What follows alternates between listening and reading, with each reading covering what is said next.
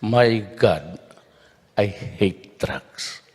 President Rodrigo Duterte has vetoed the bill seeking to further strengthen the Philippine Coconut Authority. The president says the current version of the bill, quote, regrettably lacks vital safeguards to avoid the repetition of painful mistakes in the past. The president says the bill exposed farmers to injury. However, he doesn't go into detail. He adds its provisions do not reflect the ultimate goal of accelerating the full utilization of cocoa levy assets and funds. The president's move not sitting well with coconut farmers. Our Makoy Popioco tells us why. A farmers group slams President Rodrigo Duterte for rejecting the bill that reconstitutes the Philippine Coconut Authority, or PCA. One of the group's leaders, Eduardo Mora, says coconut farmers feel demoralized and betrayed. Bakit dekada na hindi ibigay sa mag-asaka? Sino bang talagang gusto makalabang ng pera na ito na mula sa pinagpaguran ng mag-asaka? Nagdududa ako, may pera pa nga ba para ibigay sa amin? O kaya baka naman kaya pinatatagal ay wala nang ibibigay sa mag-asaka. Mora was talking about the cocoa levy, or the tax imposed on coconut farmers from 1971 until 1983 under the Marcos administration, which was allegedly swindled to finance the lucrative lifestyle of Marcos cronies. The Presidential Commission on Good Government estimates the cocoa levy assets amount to about 83 billion pesos as of 2015. In 2014, the Supreme Court ruled the funds belong to the public. And in 2016, it was one of President Duterte's key campaign promises to distribute the funds.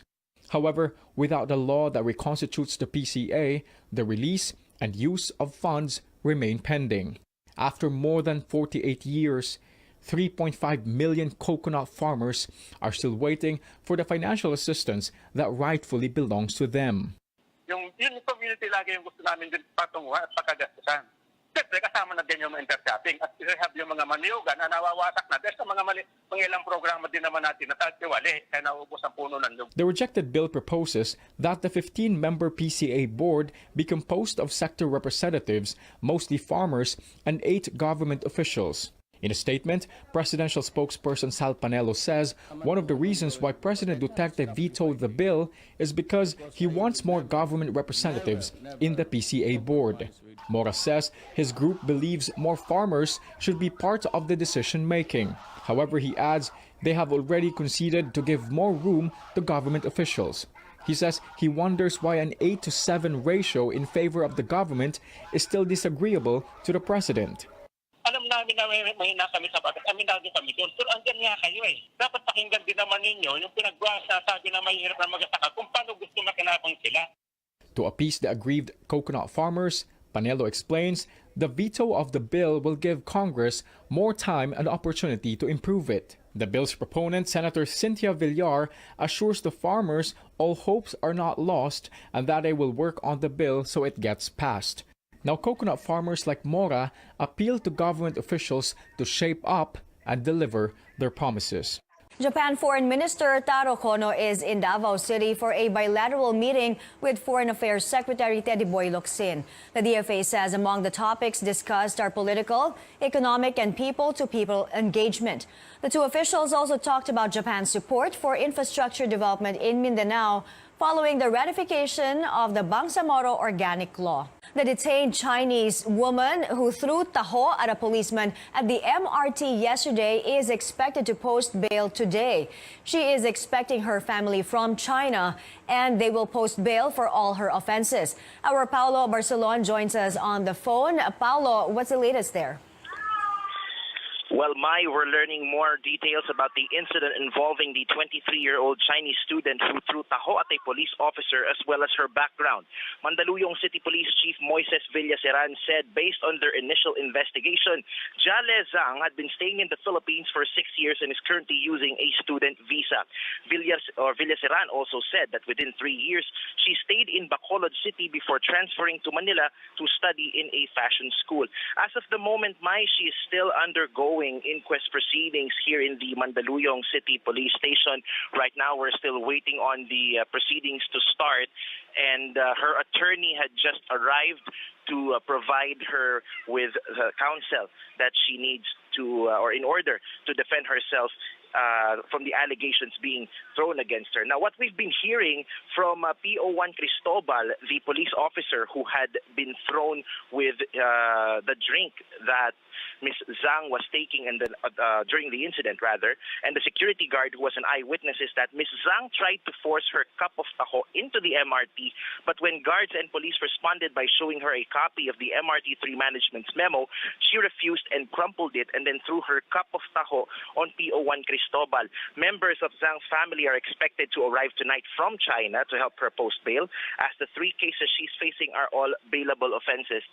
And she also requested a lawyer from the public attorney's office, but her lawyer finally showed up just before we went on the air. Mai? Paolo, tell us, what is Ms. Zhang doing at the moment? Well, at the moment, Mai, she is talking to the counsel that she requested, her lawyer, which had arrived today. But before that, she was assigned a lawyer by the public attorney's office to tend to her case and the conditions at the moment, Mai. So, Paolo, is she staying in detention or not? Well, Mai, as of the moment, no member of her family nor any individual has posted bail for her 3 charges. So, yes, she will stay in the custody of the Mandaluyong police, Mai. So, any updates from the Chinese embassy?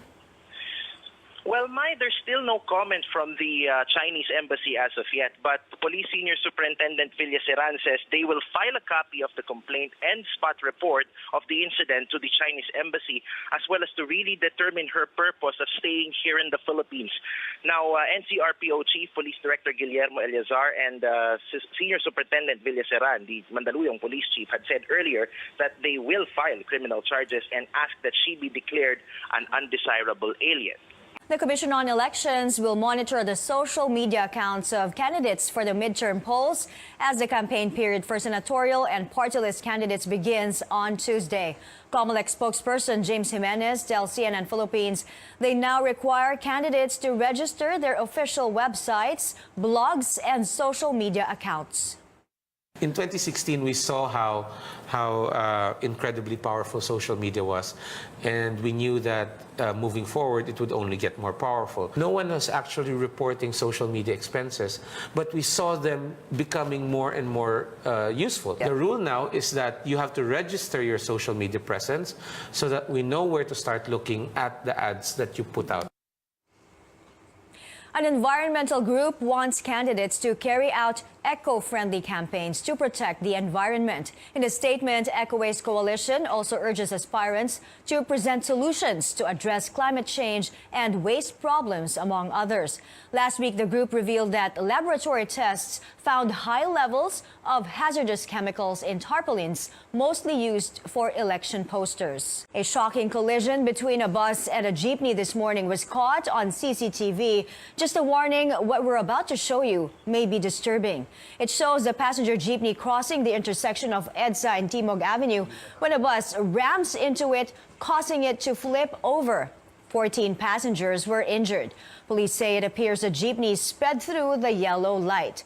Transport regulators will order the jeepney operator to appear before the court while it makes sure that all those injured receive assistance.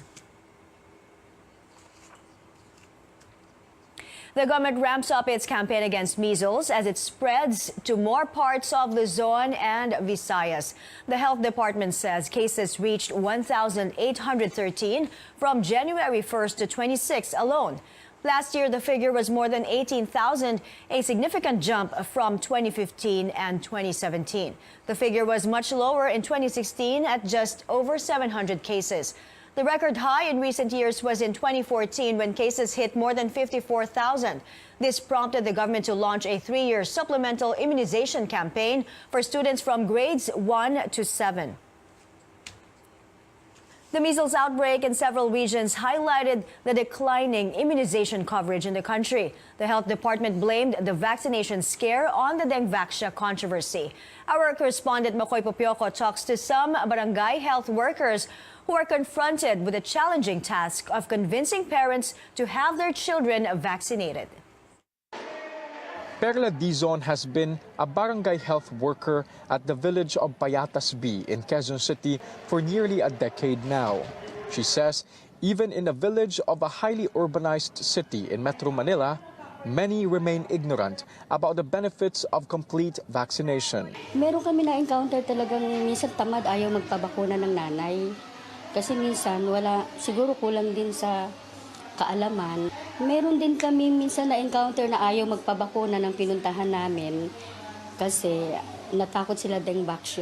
Dr. Elmira Dizon, the government physician assigned to the village, says the coverage of immunization has dropped, especially during the dengue vaccine controversy. First-hand experience po ng aking mga staff na pag once na nandun na po sila, despite the coordination with the barangay, once they see our team, the people really go to their houses, shut their doors, shut their windows, and then they decline. They just keep quiet. Even if we knock on their doors, they don't answer. They even deny that there are children in their houses when we know that there are, in fact, children there. So it's really sad. The health department reports the immunization coverage in the country has continuously declined in the last decade. Since 2015, the number of unvaccinated children has steadily risen. From a little over 500,000 in 2015, the number climbed to almost 1 million in the third quarter of 2018. A health department report in 2018 explains the top reason why many children remain unvaccinated is because mothers are busy. Dr. Dizon thinks this could just be an alibi. Because you could be really busy and with your work, but you could endorse your child to some caregiver. After the declaration of measles outbreak in Metro Manila Wednesday, parents of unvaccinated children have flocked to health centers. On Friday, about 400 children received measles immunization in Barangay Batasan alone. While vaccine supply in Quezon City has been sufficient, Dr. Dizon says they lack manpower. She says there are only at least 30 government doctors in the city, which is considered one of the wealthiest in the country. She is the sole government doctor assigned to Batasan and Payatas, where she serves a combined population of over 140,000 people.